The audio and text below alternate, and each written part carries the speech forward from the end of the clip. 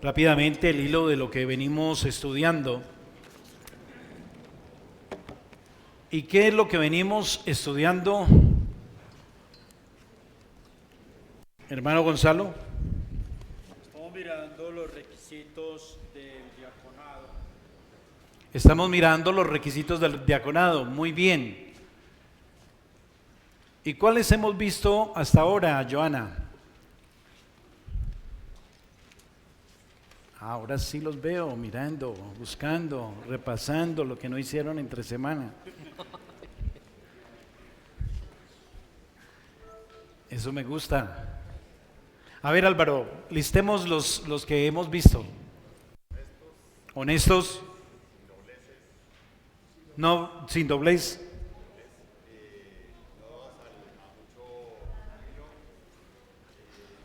¿No al qué, perdón? No dados al vino, muy bien, ¿sí? ¿Qué más? No codiciosos de ganancias deshonestas. ¿Falta algo? A ver, Kevin. Guardar el misterio de la fe con limpia conciencia. ¿Falta alguno? Apto, no, ese es de los obispos. Oh, y ese es el que Yolanda y hermanos tengamos en cuenta. Apto para enseñar es el que distingue mayormente los requisitos entre los obispos y los diáconos. Pero bien, ¿algo más nos falta de más fuerte? Déjenme oír a la hermana Joana. Que gobierne bien su casa. Bien. ¿Falta alguno o no? ¿Cuál faltará, Oscar? Ya lo dijimos, pero bueno, recordémoslo. ¿Algo falta? De los diáconos. Estamos en los diáconos. Muy bien, y quedamos entonces según nuestra nomenclatura y el bosquejo que llevamos, en una sexta calificación. ¿Cuál es? ¿Cuál es? Deben ser sometidos a prueba primero. Ok, muy bien, sometidos a prueba primero. ¿Dónde está eso? Bueno, en 1 Timoteo capítulo 3. ¿Qué versículo? 10. Dice, y estos también sean sometidos a prueba primero, y entonces ejerzan el diaconado si son irreprensibles. Vamos entonces a tratar de desarrollar un poco lo que este requisito involucra. Note que el verso inicia con una frase interesante, y estos también. Y estos también. Entonces, estos también, ¿a quiénes involucra? ¿Qué piensa usted? ¿Qué se imagina? Estos también. Es una frase que llama la atención a un grupo de personas que están involucradas en lo que se va a tratar. Los pastores, ¿sí? ¿De quién venía hablando? Inicialmente de los pastores, muy bien. Entonces, estos también, que está diciendo que tanto los que son candidatos al pastorado como estos candidatos al diaconado están involucrados en lo que se va a decir. Pero hay un tercer grupo que no está ahí, pero que inferimos que también está ahí. ¿Quiénes son? Muy bien, esto sí me gustó. Eso es para todos. Excelente, ahí estamos todos. Recuerda que dijimos, eso se espera de todo creyente, ¿sí? Y es bueno entender en qué sentido. ¿Por qué? Porque vamos a hablar de un aspecto de evaluación. ¿Debemos evaluarnos los unos a los otros? Sí, en un sentido, claro que sí. No para ser postulados a un cargo, no, pero sí para que nos animemos, nos exhortemos mutuamente a corregir lo deficiente. ¿Me comunico? Entonces, en ese sentido, sí vamos a estar evaluando. Entonces, la frase, estos también, Quiere decir que están involucrados tanto los que aplican para el pastorado como los que aplican para el diaconado. Esa prueba entonces abarca los dos grupos y tiene que ver entonces con los oficiales de la iglesia. Y dijimos que los oficiales de la iglesia son dos, están clasificados en dos grupos. Los ministros que están a cargo del aspecto espiritual de la iglesia y los que están a cargo del aspecto temporal. Entonces, los oficiales de la iglesia están aquí involucrados cuando se dice y estos también. ¿Y qué es lo que dice acerca de estos grupos? Dice y estos también sean sometidos a prueba primero. La expresión es clara. El punto que se quiere remarcar, el énfasis, es que es legítimo evaluar a estas personas. Estas personas son susceptibles de ser evaluadas, de ser, ¿por qué no decirlo?, de ser juzgadas, de ser calificadas, de ser observadas. Es importante, se debe hacer ese ejercicio. No es ni va contra la ética cristiana, digámoslo así, el que estemos evaluando, en este caso, a los candidatos o a los que se van a postular porque pensamos que llenan los requisitos, poseen los dones que Dios les otorga a quienes llama a este servicio como oficiales de la iglesia.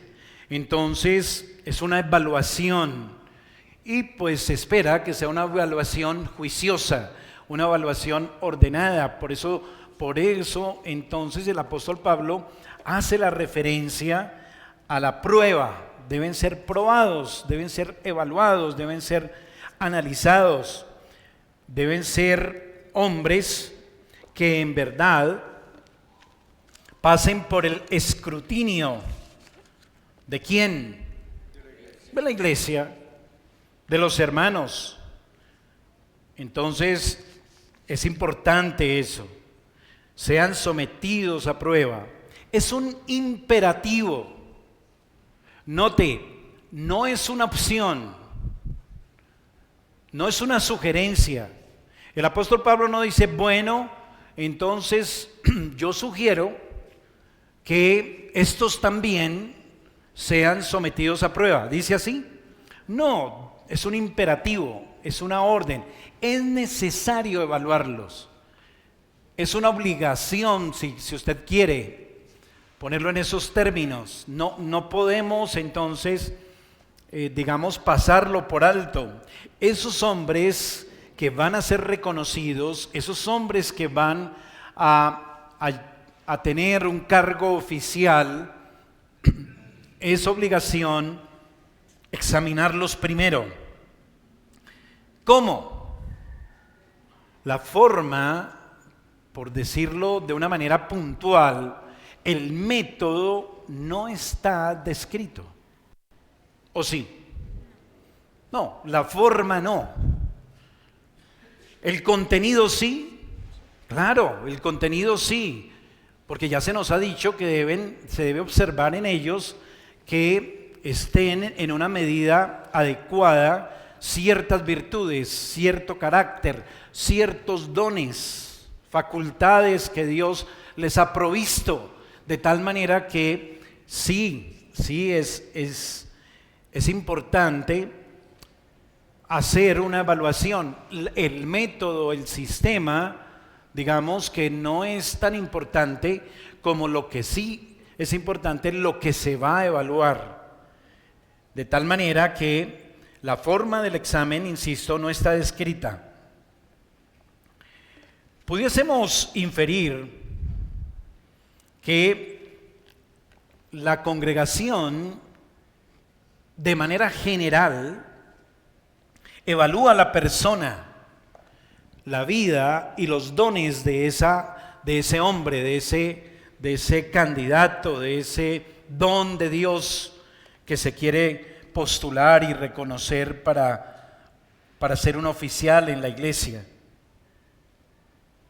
También se puede inferir que el presbiterio o los ancianos en la iglesia deben también asumir esa responsabilidad.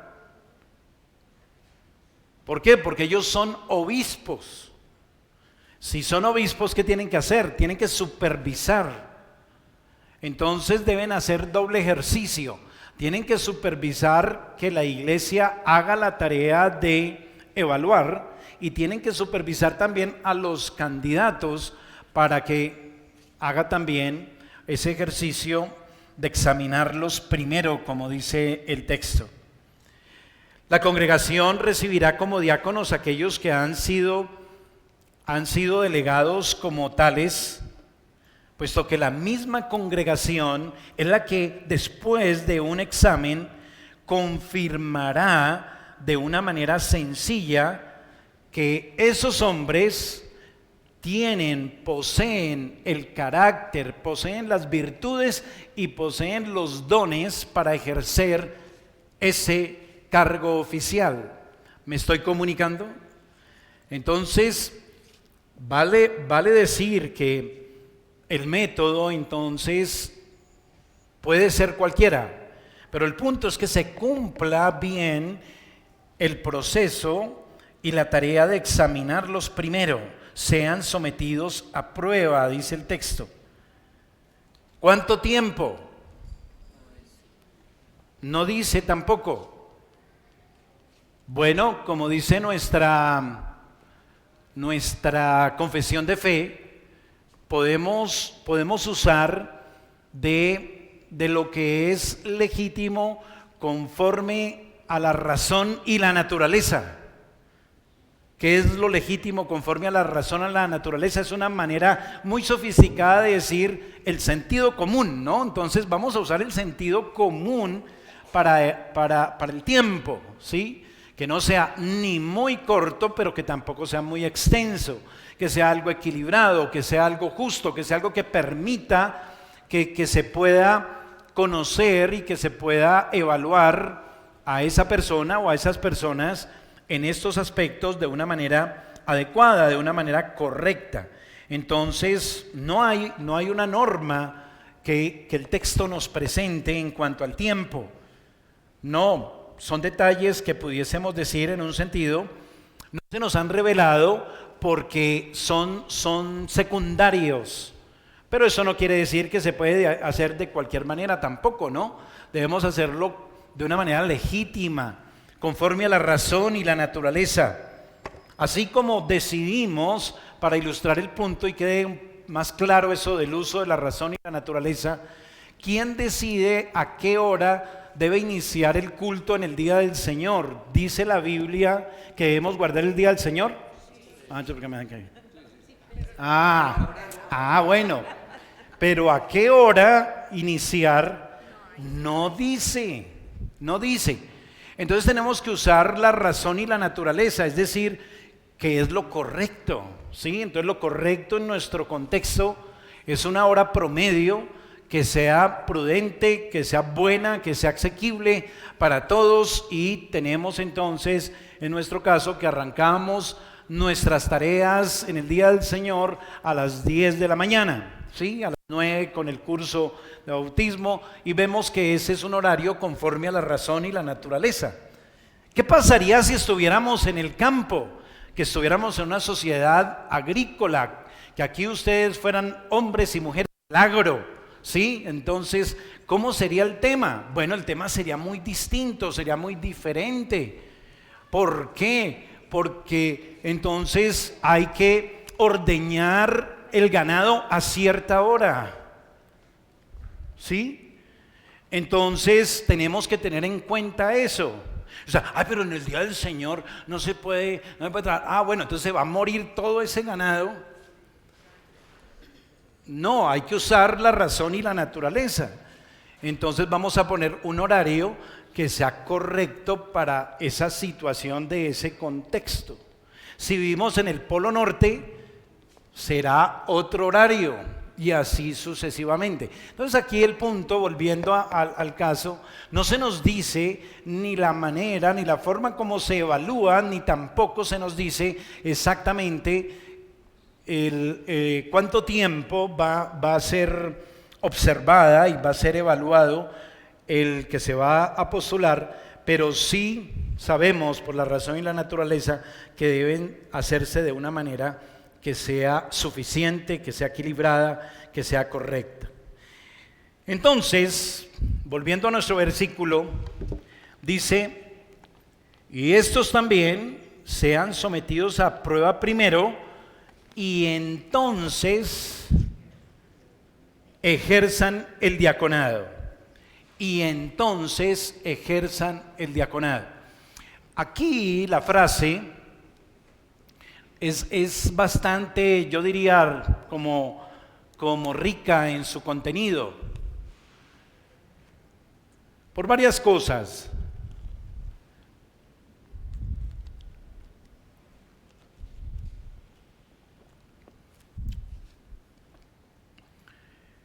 En primer lugar, porque aquí el versículo nos está diciendo quiénes son los que ejercen el diaconado. Usted dirá, bueno, pero ¿cómo así? Sí, importante. Pudiésemos inferir que todos los requisitos y todas las cosas que se puedan decir acerca de el perfil de los diáconos ya está dicho, y que si eso está dicho, ya lo único que queda que es ponerlos en su cargo. Porque dice el texto, y entonces ejerzan el diaconado. ¿Listo? Entonces ejerzan el diaconado. Y esto también nos lleva a una inferencia importantísima, y es que no podemos nosotros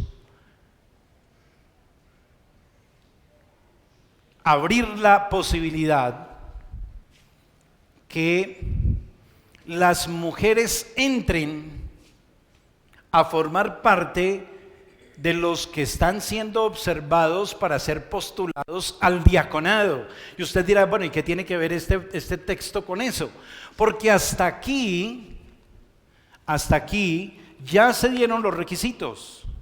Y uno de los requisitos es que sea varón de una sola mujer.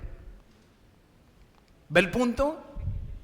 Y ahí se cierra. Y dice, y bueno, y ya, y se observan, se califican y tal, y entonces, diaconado. Eso es importante. Más adelante, por si quedan dudas, el apóstol va a tratar, y nosotros tendremos que entrar en eso, porque va a hablar de mujeres enseguida. Pero ya llegará el momento. Pero aquí ya tenemos un buen punto de partida para saber que de ahí en adelante no se puede incluir a nadie más. ¿Me estoy comunicando? Porque dice, y ejerzan el diaconado. ¿Quiénes? Los que de ahí para atrás llenan ese perfil, llenan esos calificativos que está dado de una manera muy clara y dirigida hacia el género masculino. Eso es lo que quiero también ver que se infiere de este texto. Ejerzan el diaconado. Lo tercero aquí que se infiere de esa frase, ejerzan el diaconado, es que el original nos ayuda más para ver algo que en nuestro español y en nuestra versión Reina Valera quizás no es tan visible. ¿Y qué es? Es que cuando dice ejerzan el diaconado, lo está dando como el título, el cargo oficial que van a tener estos varones. Es como si decimos, bueno, para este cargo se requieren tales y tales requisitos. El candidato debe llenar esto en su hoja de vida, o su hoja de vida debe llenar esos requisitos, y ahí sí ejerza el cargo de alcalde de la ciudad. ¿Ve el punto? Es un cargo y un título específico con base a esos requisitos. Esa es la misma idea que nos está diciendo aquí la frase, y entonces ejerzan el diaconado. Recuerde que la palabra diácono tiene un uso general, porque ¿qué significa diácono? Servidor. Y dijimos que todo creyente es ¿qué? Un siervo. Todos somos siervos y somos servidores, y todos somos diáconos en ese uso general del término. Pero aquí está diciendo que se ejerce de una manera particular, especial, un oficio, un cargo, y ejerza el diaconado. Y ahí otra vez volvemos a remarcar que no es posible tampoco que entre la mujer. Hay un cierre Ahí hay otro cierre y un título específico. El varón ejerce el título de diácono de manera oficial. La palabra diaconisa no existe en el griego.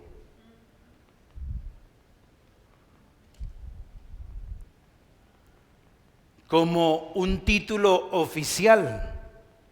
¿Ve el punto? No existe. Mientras que el diácono, en el sentido de un título oficial, sí existe. Y es lo único que existe. El uso del término diaconisa realmente es tardío. Se usa en la iglesia cristiana a partir del siglo IV. La diaconisa y Reina Valera, los hermanos Reina y Valera, y no es porque sean hermanos de hijos de una misma madre, yo digo hermanos siempre en el sentido de que son nuestros hermanos en Cristo. Entonces los hermanos Reina y Valera, porque una vez dijeron, oye, porque el profesor siempre dice que eran hermanos, y yo leí, no eran hermanos. No, son los hermanos. Yo digo el hermano Abraham, el hermano Isaac, son nuestros hermanos en la fe. El hermano Reina y Valera entonces usan en el español diaconisa, pero recuerde que viene del uso que la iglesia empezó a darle a este término a partir del siglo IV. El título como tal es diácono oficialmente.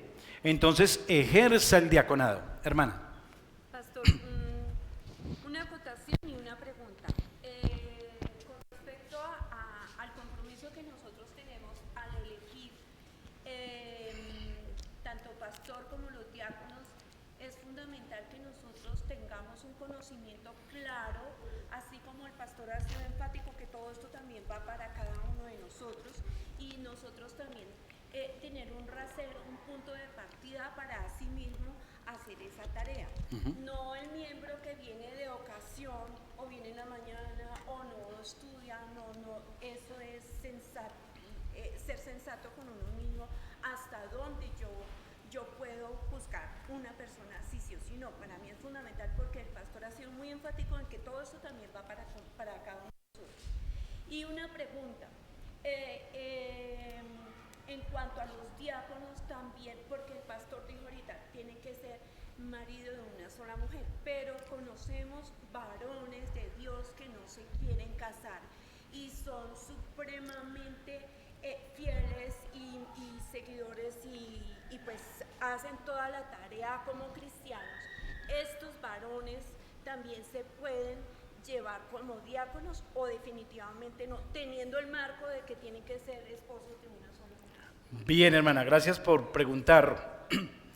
Cuando hablamos de esta calificación respecto a los que pueden aplicar para ser ancianos o pastores, aclaramos que esta frase y esta calificación no excluye a solteros ni a viudos, ¿sí? ¿Por qué? Porque hablaba que puede darse una interpretación demasiado literal y sesgada de que entonces tiene que ser casado. Entonces un viudo no podría, o mejor, si yo soy pastor y enviudo, eso me descalificaría automáticamente si es que lo tomo de que debe ser casado. ¿Me comprendes? Eso en el marco de pastor, pero digo yo de Igualmente. Ah, ok. Entonces se aplica igualmente. Perfecto. El texto que va dirigido a las mujeres, podemos inferir que es dado a las esposas de los diáconos. Hermano, no se me adelante. Pero la respuesta es sí. Pero veremos bien el texto para sacar esa conclusión. Pero sí, esa es la interpretación. Entonces, volviendo y cerrando ya con nuestro calificativo de estos también sean sometidos a prueba primero y entonces ejerzan el diaconado. Entonces, de acuerdo a lo que les decía hace un momento, entonces cuando dice allí ejerzan el diaconado, esta es la traducción de una sola palabra en el original. En el original no son varias palabras como en el español, ejerzan el diaconado. No, esta palabra en el original nos está dando la idea de un oficial en una posición de liderazgo que tiene un título específico que es diácono. ¿Me comunico? Entonces, eso ayuda mucho a entender que en efecto diáconos no son en el sentido estricto, sino los oficiales formalmente establecidos, o mejor, formalmente reconocidos, evaluados y establecidos por la iglesia como diáconos.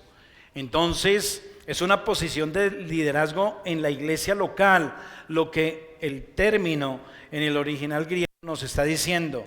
Este servicio, entonces, insisto, está limitado a varones que cumplan con esos requisitos. No es solo servir diaconalmente. Pensemos por un instante, cuando dice ejerzan el diaconado, tenemos que entender que aquí se está haciendo una distinción especial a esa persona. Se le está dando el título, como en el ejemplo que daba hace unos minutos. Entonces lo nombramos de alcalde, ¿sí? No estamos diciendo entonces sirva en la iglesia. ¿Por qué? Porque eso yo se lo puedo decir al hermano Johnny. Hermanos, según sus votos de membresía, usted está comprometido a servir en la iglesia. Entonces, sirva en la iglesia. Ejerza su servicio. No, entonces todos estamos nombrados. ¿Ve el punto? Es clave entender esa parte. No es solo servir entonces diaconalmente, que pudiera ser interpretado en tal forma que hombres no calificados, un miembro de la iglesia, hombre, incluso mujer, puede entonces servir diaconalmente. ¿Ve el punto? No, aquí está hablando de un servicio oficial y de liderazgo. Por eso recuerde que cuando el apóstol Pablo saluda a la iglesia local, dice la iglesia de tal parte con sus obispos y diáconos. Es un título, no es los obispos y todos los que sirven en la iglesia está saludando Pablo. No, porque seríamos entonces todos. No, está saludando a quienes tienen un servicio oficial y de liderazgo. Así que eso nos ayuda a entender por qué los hombres que sirven como líderes y oficiales en tal servicio son llamados formalmente diáconos, y nos ayuda a ver el paralelo con Hechos 6 que ya vimos, que nos ayuda a entender entonces claramente este aspecto. Así que lo que este sexto requisito o calificación tiene para enseñarnos es que el candidato en vista para entrar y permanecer en el oficio de diácono debe manifestar esos dones y gracias requeridas del oficio. Se deben probar públicamente y, si son confirmadas, este hombre puede servir oficialmente como diácono. Eso sería lo que implica este sexto requisito. Vamos a cerrar aquí porque se nos fue el tiempo. Vamos a... Sí, hermano Hugo. Yo quiero servir en la iglesia. Creo que débilmente tengo esos requisitos. ¿Yo puedo postularme para ser oficial de la iglesia? ¿O el pastor lo nombra o cómo es la dinámica? Yo veo que a la luz del libro de los Hechos, gracias por la pregunta, hermano, el apóstol o los apóstoles mejor, dijeron que la iglesia debe buscar entre ellos a hombres, a varones de buen testimonio y llenos del Espíritu, etcétera, etcétera. Así que no es legítimo autopostularse.